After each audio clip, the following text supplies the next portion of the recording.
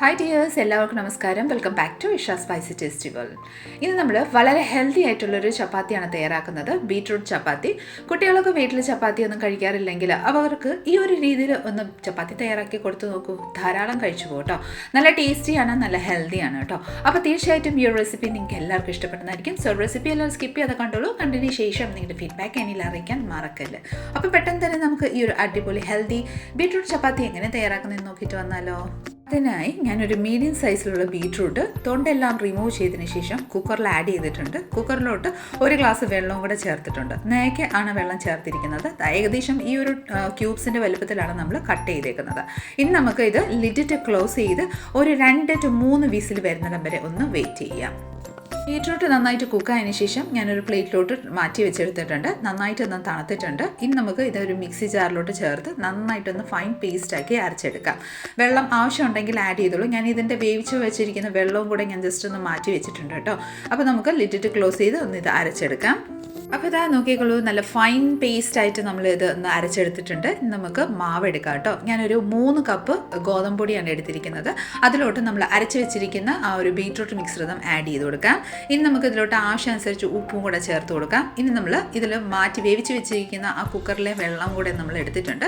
അതിൽ കുറേശ്ശെ ആഡ് ചെയ്തോളൂ. ഞാനിപ്പോൾ ഇത് മൊത്തത്തോടെ ആവശ്യമുണ്ട്, അതുകൊണ്ട് ഞാനിത് മൊത്തം ആഡ് ചെയ്ത് നന്നായിട്ടൊന്ന് കുഴച്ചെടുക്കാം കേട്ടോ. നല്ലൊരു സ്മൂത്ത് ഡോ ആയിട്ട് നമുക്ക് ചപ്പാത്തിയുടെ മാവ് എങ്ങനെ നമ്മൾ കുഴക്കുന്നത് അതേ രീതിയിൽ നന്നായിട്ടൊന്ന് കുഴച്ചെടുക്കാം. ഇടയ്ക്ക് ആവശ്യമുണ്ടെങ്കിൽ വെള്ളം യൂസ് ചെയ്ത് നന്നായിട്ടൊരു സോഫ്റ്റ് ഡോ ആയിട്ട് നമുക്കൊന്ന് കുഴച്ചെടുക്കാം. അപ്പോൾ ഇതാ നല്ല സോഫ്റ്റ് ഡോ ആയിട്ട് നമ്മളിവിടെ കുഴച്ചെടുത്തിട്ടുണ്ട്. ഒരു 2-3 മിനിറ്റ് നന്നായിട്ട് ഇതേ രീതിയിലൊന്ന് കുഴച്ചെടുക്കാം. നന്നായിട്ട് ഇതുപോലെ കുഴച്ചതിന് ശേഷം നമ്മുടെ ഡോയുടെ ആ ഒരു ടെക്സ്ചറും സോഫ്റ്റ്നെസ് നോക്കിക്കോളൂ. ഏകദേശം ഈ ഒരു പരുവത്തിലാണ് നമുക്ക് ഡോ കിട്ടുന്നത്. അപ്പം നമ്മുടെ മാവ് ഇവിടെ റെസ്റ്റിന് വെച്ചതിന് ശേഷം ഏകദേശം ഒരു 10 മിനിറ്റിന് ശേഷം ഞാനിവിടെ മാവ് എടുത്ത് നോക്കിയിട്ടുണ്ട്. നോക്കിക്കോളൂ, വളരെ സോഫ്റ്റ് ആയിട്ട് തന്നെ നമ്മുടെ മാവ് ഇവിടെ ഇരിക്കുന്നുണ്ട്. അപ്പം നമുക്ക് വീണ്ടും ഒരു 2 മിനിറ്റ് ഇതേ രീതിയിൽ നന്നായിട്ടൊന്ന് കുഴച്ചെടുക്കാം. നന്നായിട്ട് ഇതുപോലെ ഒന്ന് കുഴച്ചെടുത്തതിന് ശേഷം നമുക്ക് മാവിൽ നിന്ന് ചെറിയ ചെറിയ ബോൾസ് ആക്കി എടുക്കാം കേട്ടോ.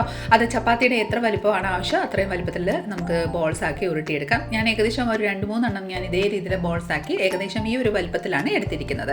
ഇനി നമുക്ക് ചപ്പാത്തി പരത്തിയെടുക്കാം. അപ്പോൾ നമ്മൾ ചപ്പാത്തി പലക എടുത്തിട്ടുണ്ട്. നമ്മുടെ ബോൾ നന്നായിട്ടൊന്ന് ഉരുട്ടിയതിന് ശേഷം മാവിലോട്ടൊന്ന് ഡിപ്പ് ചെയ്ത് കൊടുക്കാം. ഇനി നമുക്ക് നന്നായിട്ടൊന്ന് റൊട്ടേറ്റ് ചെയ്ത് നമുക്ക് റോൾ ചെയ്ത് കൊടുക്കാം കേട്ടോ. കൈ പതിയെ ഒന്ന് ബാലൻസ് ഒന്ന് കൊടുത്താൽ മതി. തനിയെ നമ്മുടെ ചപ്പാത്തി ഇങ്ങനെ റൊട്ടേറ്റ് ആയിട്ട് റൗണ്ട് ഷേപ്പിൽ നമുക്ക് കിട്ടിക്കോളൂ കേട്ടോ. ഞാൻ ഓൾറെഡി ചപ്പാത്തി നമ്മൾ എങ്ങനെയാണ് പരത്തുന്നതെന്ന് ഞാൻ ഓൾറെഡി വീഡിയോ അപ്ലോഡ് ചെയ്തിട്ടുണ്ട്. തീർച്ചയായിട്ടും ഒന്ന് കണ്ടു നോക്കിക്കോളൂ കേട്ടോ. അപ്പോൾ അത് നോക്കിക്കോളൂ, വളരെ റൗണ്ട് ഷേപ്പിലാണ് നമ്മുടെ ഇവിടെ ചപ്പാത്തി ഇവിടെ റെഡി ആയിരിക്കുന്നത്. ഇനി ഇതേ രീതിയിൽ തന്നെ നമുക്ക് ബാക്കിയെല്ലാം ഒരു 2-3 എണ്ണം കൂടെ വീണ്ടും ഒന്ന് പരത്തിയെടുക്കാം കേട്ടോ. ഞാൻ ഓൾമോസ്റ്റ് ഞാൻ ചപ്പാത്തി തയ്യാറാക്കുമ്പം ഒരു 2-3 എണ്ണം ഒരുമിച്ചാണ് പരത്തി വെക്കുന്നത്. അപ്പോൾ നമുക്ക് ചുട്ടെടുക്കാൻ വളരെ എളുപ്പമായിരിക്കും.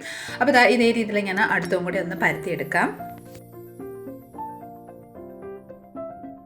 അപ്പോൾ നമ്മുടെ ചപ്പാത്തി ഇവിടെ റെഡി ആയിട്ടുണ്ട് ചുട്ടെടുക്കാൻ. അതിനായിട്ട് ഞാൻ പാൻ ഓൾറെഡി ഞാൻ ചൂടാക്കാൻ വെച്ചിട്ടുണ്ടായിരുന്നു. ആദ്യം ചപ്പാത്തി ഒന്ന് വെച്ച് കൊടുക്കുക. ലൈറ്റായിട്ടൊന്ന് ചൂടായി വരുമ്പോഴത്തേക്കിനും ഒന്ന് മറിച്ചിട്ട് കൊടുക്കാം. വീണ്ടും അതൊന്ന് മറിച്ച് കൊടുത്തതിന് ശേഷം നോക്കിക്കോളൂ, ഏകദേശം ഒന്ന് ചുട്ട് വന്നിട്ടുണ്ട്. ഈ ഒരു ചുട്ട് വരുമ്പോഴത്തേക്കിനും കൈ കൊണ്ട് ജസ്റ്റ് ഇതുപോലെ അല്ലെങ്കിൽ ഒരു സ്പാച്ചില വെച്ച് ഒന്ന് പ്രസ് ചെയ്ത് കൊടുത്താൽ നന്നായിട്ടൊന്ന് തനിയെ ഇതുപോലെ ഒന്ന് വീർത്ത് വരും കേട്ടോ. ഇപ്പം ഞാൻ ഒന്നും സ്പാച്ചില ഒന്നും യൂസ് ചെയ്തിട്ടില്ല. ജസ്റ്റ് ഒന്ന് പതിയെ ഒന്ന് റൊട്ടേറ്റ് ചെയ്ത് കൊടുത്താൽ മതി. ആവശ്യമുണ്ടെങ്കിൽ മാത്രം ഒന്ന് റൊട്ടേറ്റ് ചെയ്ത് കൊടുത്തോളൂ. അപ്പോൾ നോക്കിക്കോളൂ, നന്നായിട്ട് ബലൂൺ വീർത്ത് വരുന്ന പോലെ വന്നിട്ടുണ്ട് കേട്ടോ. നമ്മൾ ഇതിൽ സോഡാപ്പൊടിയോ ഒന്നും ചേർക്കാണ്ട് തന്നെ നമ്മുടെ ചപ്പാത്തി ഇവിടെ നന്നായിട്ടൊന്ന് ബലൂൺ വീർക്കുന്നു. ഇനി നമുക്ക് ഇതിൻ്റെ മേലെ കൂടെ നെയ്യോ ഓയിലോ ബട്ടറോ ഒന്ന് സ്പ്രെഡ് ചെയ്ത് കൊടുക്കാം കേട്ടോ. ഞാനിവിടെ നെയ്യാണ് സ്പ്രെഡ് ചെയ്യുന്നത്. ഇനി നമുക്കൊരു പ്ലേറ്റിലോട്ട് ചപ്പാത്തി നമ്മുടെ നന്നായിട്ട് ചുട്ടെടുത്തിട്ടുണ്ട്. പ്ലേറ്റിലോട്ട് ട്രാൻസ്ഫർ ചെയ്ത് കൊടുത്തതിന് ശേഷം ഇതേ സെയിം രീതിയിൽ തന്നെ നമുക്ക് അടുത്തും കൂടെ ഒന്ന് ചുട്ടെടുക്കാം. ചപ്പാത്തി പലകയിലോട്ട് നമ്മൾ ചപ്പാത്തി ഒന്ന് വെച്ച് കൊടുക്കാം. പതിയെ ഒന്ന് വീർത്ത് വരുന്ന ആ ഒരു സ്റ്റേജ് ആകുമ്പോഴത്തേക്കും ജസ്റ്റ് നമുക്കൊന്ന് മറിച്ച് കൊടുക്കാം. അപ്പോൾ ഇതാ നമ്മുടെ ചപ്പാത്തി ഇവിടെ നന്നായിട്ടൊന്ന് ചുട്ട് വരുന്നുണ്ട്. ഒരു സ്പാച്ചില യൂസ് ചെയ്ത് നന്നായിട്ടൊന്ന് സൈഡൊന്ന് പ്രസ് ചെയ്താലും ഇത് നന്നായിട്ടൊന്ന് വീർത്ത് വരും കേട്ടോ. നോക്കിക്കോളൂ, നന്നായിട്ടൊന്ന് വീർത്ത് വരുന്നുണ്ട്.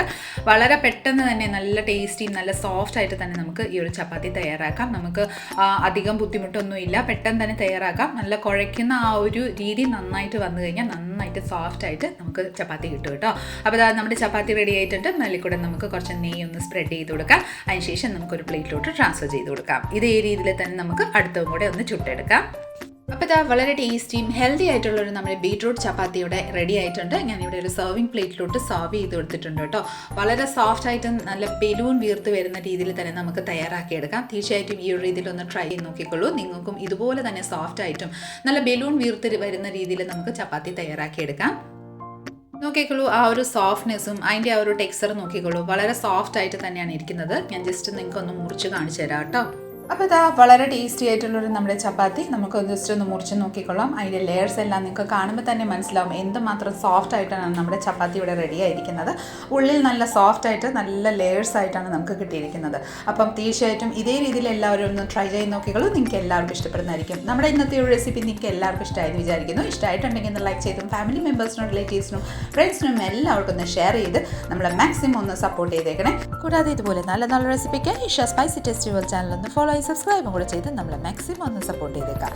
അടുത്ത നല്ലൊരു റെസിപ്പിയും കൊണ്ട് വരുന്നിടം വരെ എല്ലാവരും stay tuned, be happy and keep smiling. Thank you for watching and bye bye.